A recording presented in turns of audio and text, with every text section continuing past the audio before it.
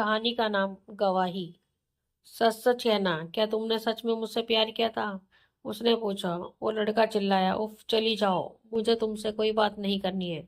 मुझे मेरे हाल पर छोड़ दो, मुझे अफसोस है जो कुछ भी मैंने तुम्हारे साथ किया। उस लड़की की आवाज तेज हो गई। क्यों? मुझे देखो, तुम तो मुझसे प्रेम करते हो ना। तुम मेरी एक झलक पाने के लिए मीलों मेरा पीछा करते थे। मुझसे तुमको बहुत सारी बातें करनी थी। यही कहलाया था ना तुमने, कई लोगों के माध्यम से। करो मुझसे बातों, देखो मुझे और झांको मेरे उस चेहरे को गौर से जो तुम्हारे फेंके तेजाब से बिल्कुल वैसा ही बन गया है जैसा कि नोना तुम्हारा प्रेम था। नहीं नहीं, तुम प्लीज यहाँ से जाओ। तुम कभी नहीं समझ सकती कि मैं तुमसे कितना प्यार करता था।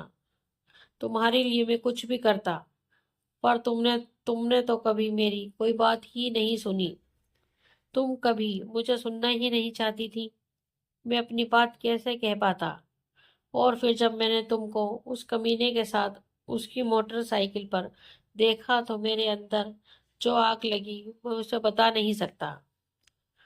फिर मैंने सोच लिया कि अगर तुम मेरी नहीं हुई तो किसी और की भी ना होने दूंगा।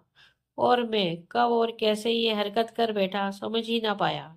हो सके तो मुझे माफ कर देना, हालांकि मेरा कृत्य माफी लायक नहीं है। अब तुम प्लीज यहाँ से जाओ। ये जगह केवल अपराधियों के लिए है। और हाँ, तुम्हारे बच जाने के लिए मैंने बहुत प्रार्थना की है।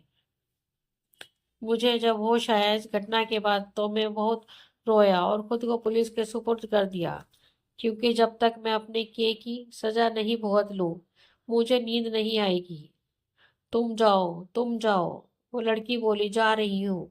मैं केवल तुमको तुम्हारा दिल और प्रेम दिखाने आई थी। अस्पताल में मेरा 1 महीना कैसे गुजरा मैं ही जानती हूँ। और जिसे कमीना बोल रहे हो वो रंजीत केवल मेरा मित्र था, पर इस 1 महीने में उसका मेरे प्रति समर्पण और प्रेम देखकर मैं सच में उससे जुड़ गई और वो मुझसे इस बदसूरत चेहरे के साथ ही विवाह करने को तैयार है।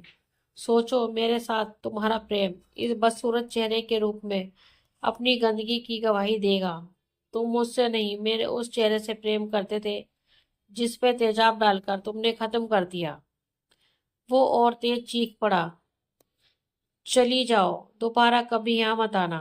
हाँ, मेरा प्रेम गंदा था, तभी तो मुझे शैतान बना दिया। जाओ, ईश्वर तुम्हें रंजीत के साथ खुश रखे। मिलने का समय खत्म हुआ। एक तेज आवाज के साथ जमीन पर एक डंडा पटकते हुए हवलदार चिल्लाया। दोस्तों, आपको हमारी ये कहानी कैसी लगी प्लीज कमेंट में हमें जरूर बताएं। अगर कहानी आपको अच्छी लगे तो अपने दोस्तों के साथ शेयर करें और हमारे चैनल को लाइक एंड सब्सक्राइब करना ना भूलें। धन्यवाद।